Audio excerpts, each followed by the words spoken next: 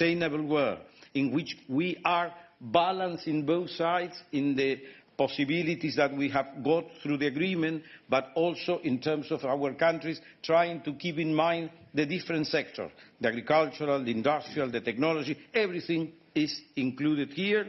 We are facing a more favorable future for all of us. So we are very, very glad, and we wanted to share with all of you what we have achieved, and we are looking forward to a better future for each of our countries. Thank you very much.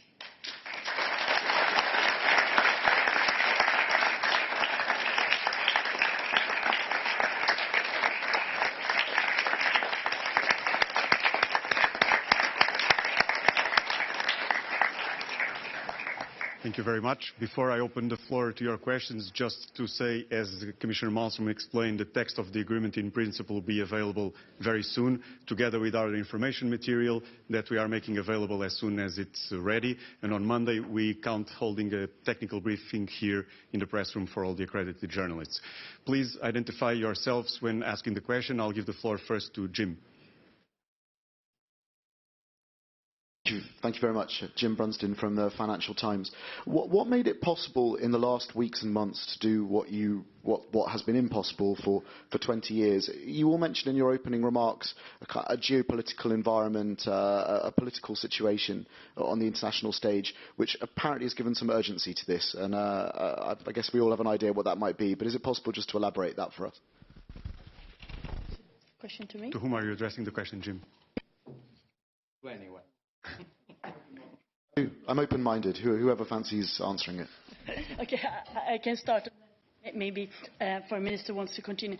Well, as we said, we have worked on this for a very, very long time. Of course, not 20 years every day. There has been important breaks on that, and we made a new effort in 2016. And I would say that since the last years, we have worked ourselves through the very complicated and difficult materia, trying to understand each other's sensitivities, priorities, and so on. And, well, since New Year, I would say, there has been a very important boost in these negotiations, also with the arrival of a new government in Brazil, who really put this as one of their priorities. Fantastic teams. We have the chief negotiators here in the room, Sandra Galina, Horacio Reyes, and your teams, who have really worked hard to try to identify the remaining really, really difficulties for us ministers, and that's what made it possible these 3 last days to overcome this. And I think the international environment helped to convince us that this is a good thing to do, and that we are doing the world a favor by showing that you can make good, rule-based, transparent, sustainable trade agreements as well. And also, I mean, the long friendship between us has also played in, of course. We do, as Mr. Fauri said, we do have a long history and understanding of each other, which means that sometimes discussions are a bit rough, but they're always made in a very respectful and friendly way. So I think all this played in, and here we are today. Do you want to add something? No. I think it's very important that we keep in mind that this work has been done steadily during these 3 years and a half.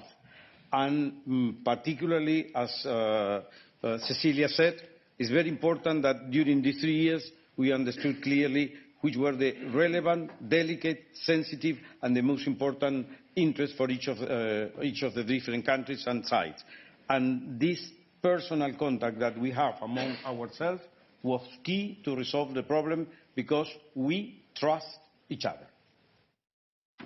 Thomas. Thomas Miglierina from the Swiss Broadcasting Company. On your side, I don't know if it's for Commissioner Hogan or for Commissioner Malmström, but since you started with anniversaries, it's about 1 year ago this week when several European countries decided to embargo the export of Brazilian meat. How do you think you can win the confidence of the European public on this kind of agreements? These agreements have a problem of confidence, whether it's correct or not. Por el señor ministro Fauri, porque tenemos la interpretación en español, usted está también, el Mercosul también está negociando con los países de la Asociación Europea del Libre de libre cambio. ¿Qué significa este acontecimiento por las negociaciones con otros países? Es que puede impulsar las discusiones que hay. Gracias. Well, can I say that it's not every day you have a negotiation where you have a significant amount of barriers being reduced that is going to unleash an enormous amount of economic potential across our industrial sector, our services and our agricultural sectors. And as we said, the figures speak for themselves. It's the biggest deal was ever done by the European Union with any particular trading partner. 760 million people are going to be involved in the benefit of this in most cases. And whatever adjustment is required, we'll deal with it. But at the end of the day, we're a rules-based approach. We can demonstrate in the European Union and in Mercosul that we can do business together. We have 28 member states to satisfy. The Mercosul countries have only 4. But this is the way it often takes a lot of coordination. That's why perhaps it takes a bit longer than normal that you would have. Normally it would take about 7 years to do a deal. But this is a massive demonstration of what can be achieved in trade and a massive show to the world about what can be achieved in terms of the rules-based approach and sustainable outcomes that we've received in terms of products and generate a lot of extra economic activity. So there's a political will there to do this on both sides, and we have demonstrated this by the political will, particularly, as Mr. Faria said, in the last recent years. Thank you for putting your question in Spanish. It was a nice gesture.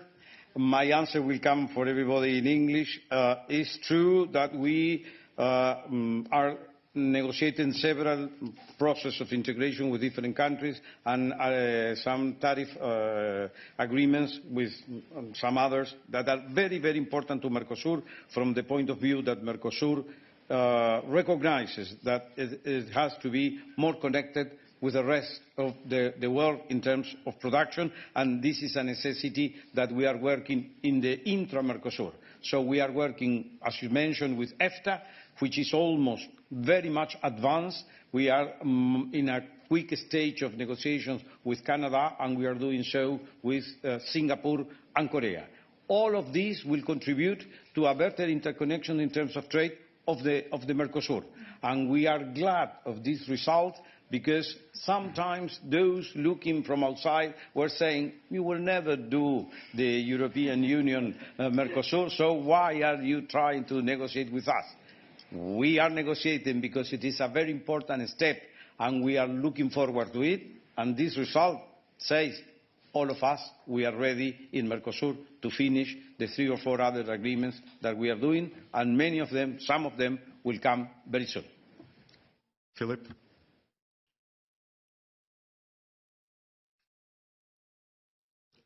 Reuters here. Yeah. Obviously, in the European Union, there are certain countries that have expressed a particular concern about this deal. Some wrote a letter, including your own country, Ireland, Mr. Hogan. What would you say to these countries to persuade them to agree to this deal in Council? And perhaps, what would you generally be saying to lawmakers? And I confess, I have to admit, I'm not entirely sure what the situation is in Mercosur. Is it an easy deal to sell back at home? Well, I think it was 6 countries, 5 or 6 countries wrote to me and wrote to the Commission in relation to their concerns, particularly in relation to agriculture and sustainable development. And I think that those countries were expressing some concerns to make sure that we understood them properly, which of course we did, and we could certainly reflect those in the conversations we were having with our friends in Mercosur. And when you see the detailed outcome, you will see that we liberalise an enormous amount of products between us, which can only be to the benefit of both sides in relation to what is possible to export or import respectively. But we retained, because it was part of our mandate with the Council, and of course the Commission can only subscribe and negotiate on what we are asked to do by the Council of Ministers of the 28 Member States. We strictly adhere to this in respecting that tariff rate quotas were to apply to some sensitive products. And this is what we have achieved.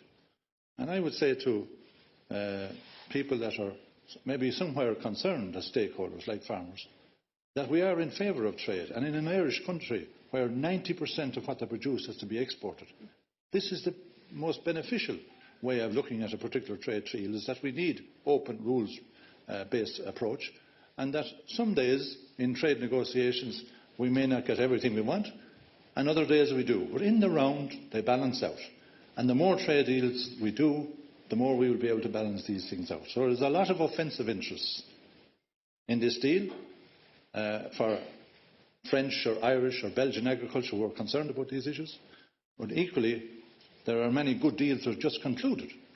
In Japan and Canada and Mexico, Vietnam, where Commissioner Malmström is about to sign the deal this weekend.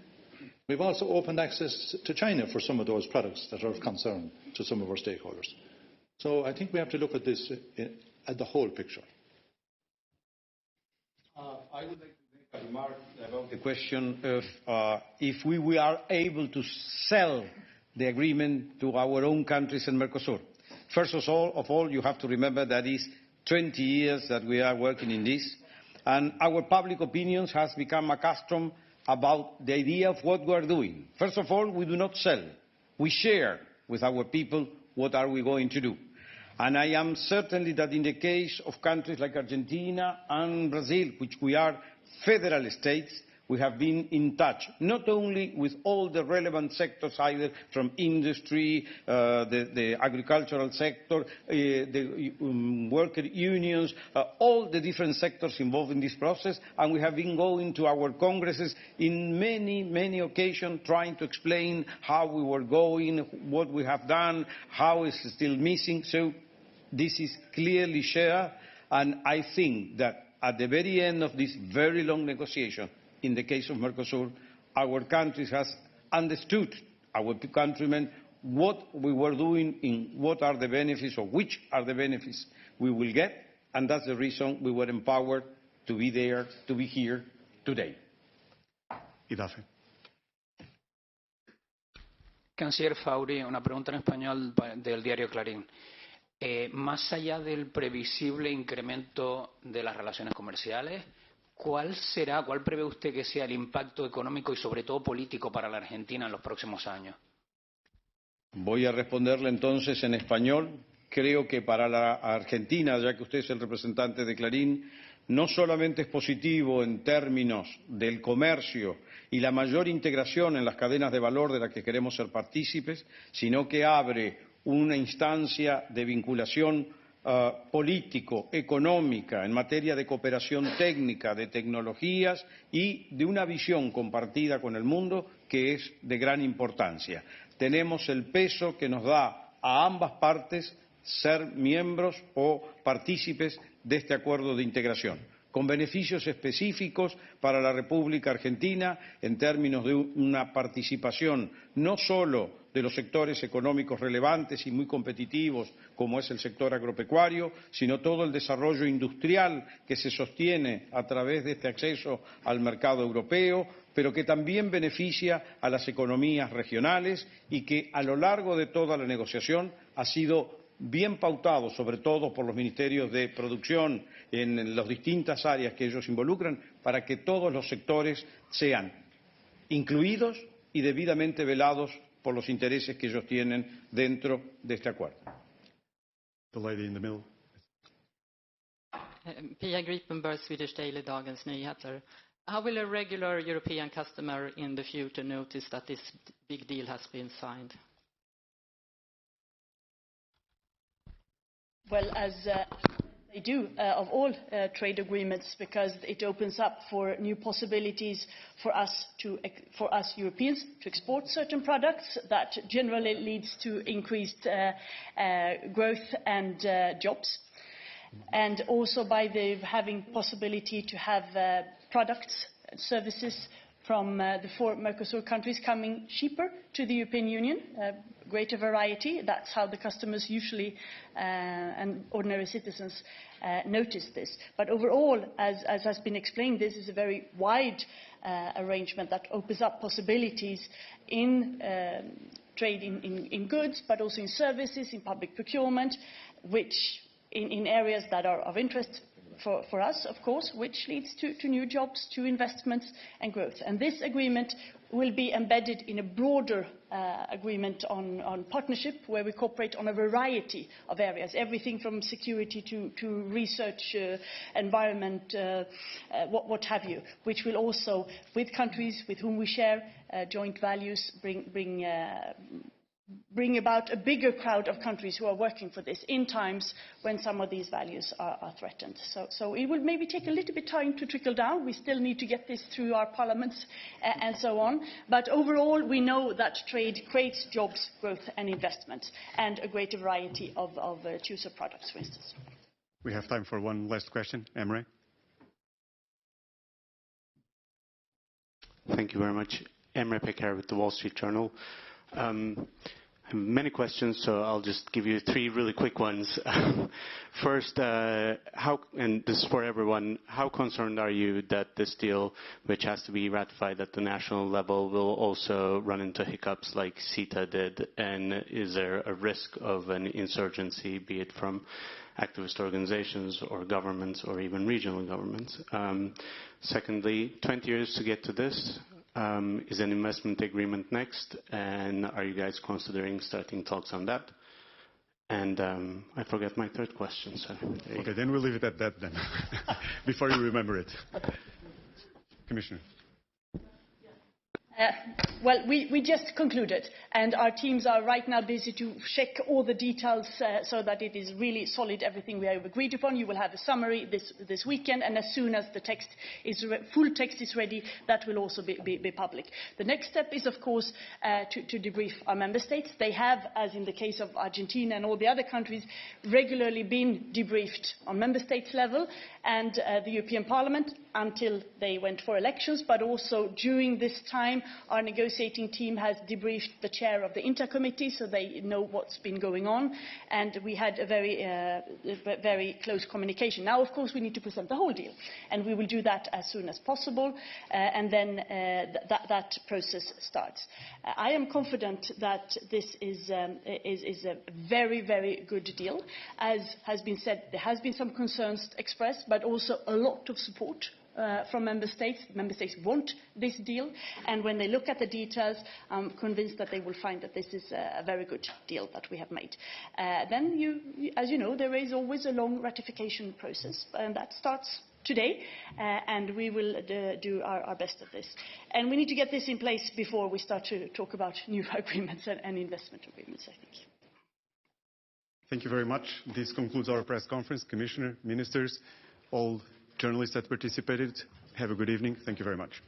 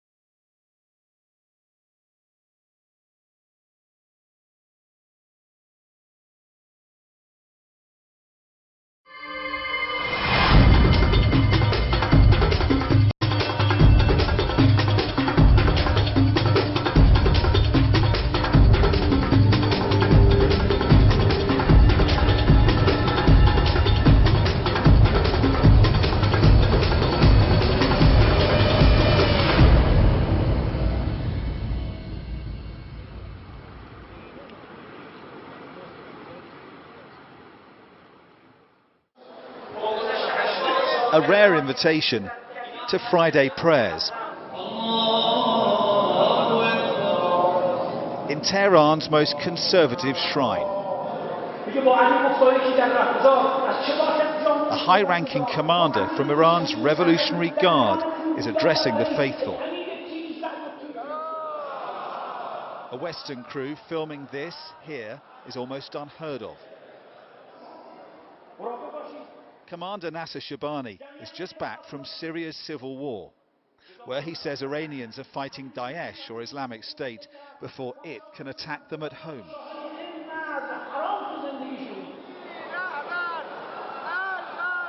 Familiar chants against the West. Death to America, death to Britain, death to Israel and Saudi Arabia.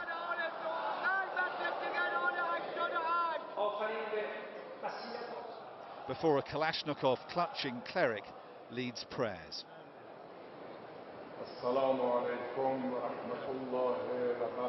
In a week's filming, we were given unprecedented access to a country that remains deeply conservative, but is also undergoing profound change.